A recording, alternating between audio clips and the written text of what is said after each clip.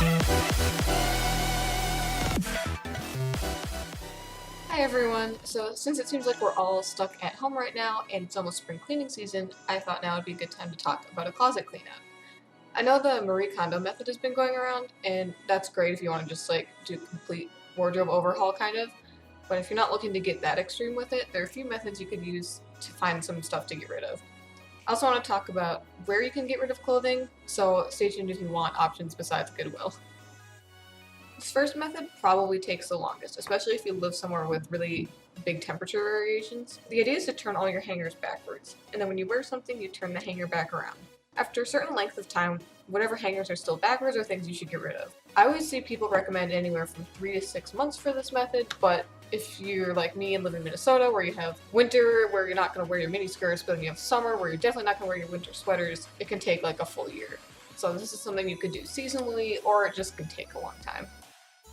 The next method is usually a bit shorter, especially if you already had some things you were considering getting rid of. Just take any clothes you don't love or don't think you wear very much and put them in a box somewhere, like in a closet or the garage or under your bed or wherever. If you think of one of those clothing items and want to wear it, you take it out and add it back into your wardrobe. After 2 to 3 months, whatever is left in the box gets donated. It's like an out of sight, out of mind sort of thing. Sometimes all it takes is not seeing something every day for you to forget you ever had it and stop caring about it. And it's definitely nice because you can do this like once in the summer and then once in the winter, so it can become kind of a seasonal thing, and I've personally found this to be very effective. This last method I think is just something I do because I'll get these urges to just get rid of everything, so this is a really fast way to get rid of some stuff. What I do is I sit down in my closet and just go through each item.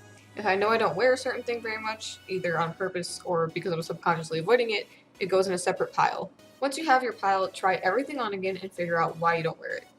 Once you know that information, it's really easy to figure out what to get rid of and what to hang on to for a bit longer.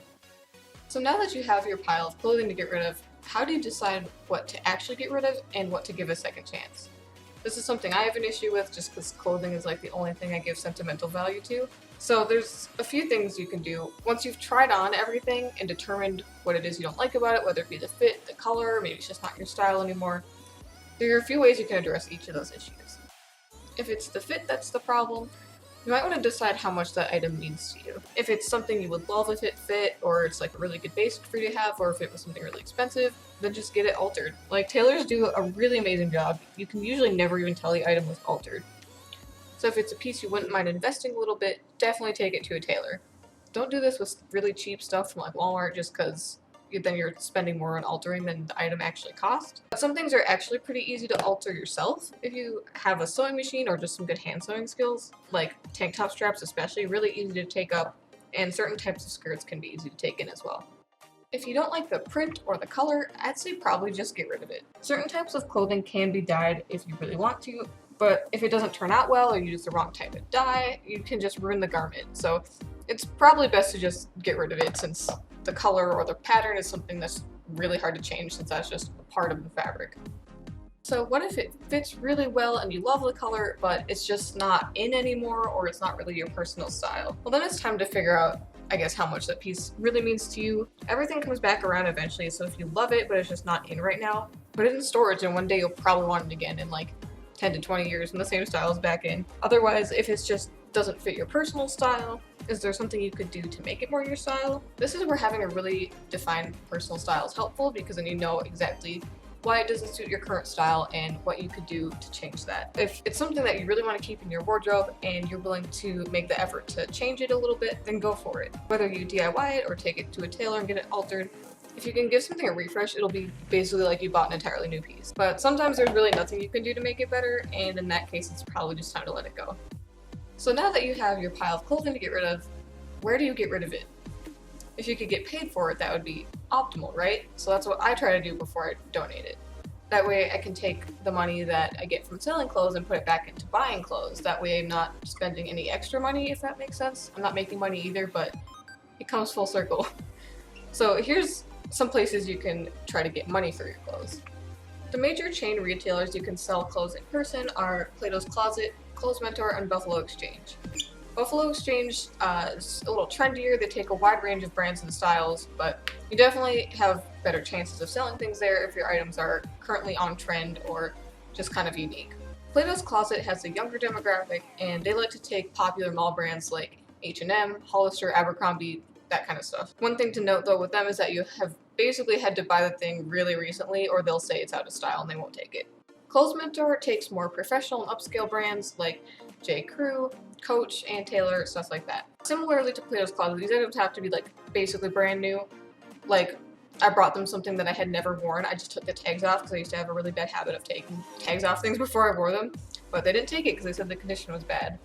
I personally hate trying to sell clothes at Clothes Mentor and Plato's Closet for kind of that reason, kind of a lot of reasons. I could rant about them for a long time, but that's not what this video is, so I'll move on.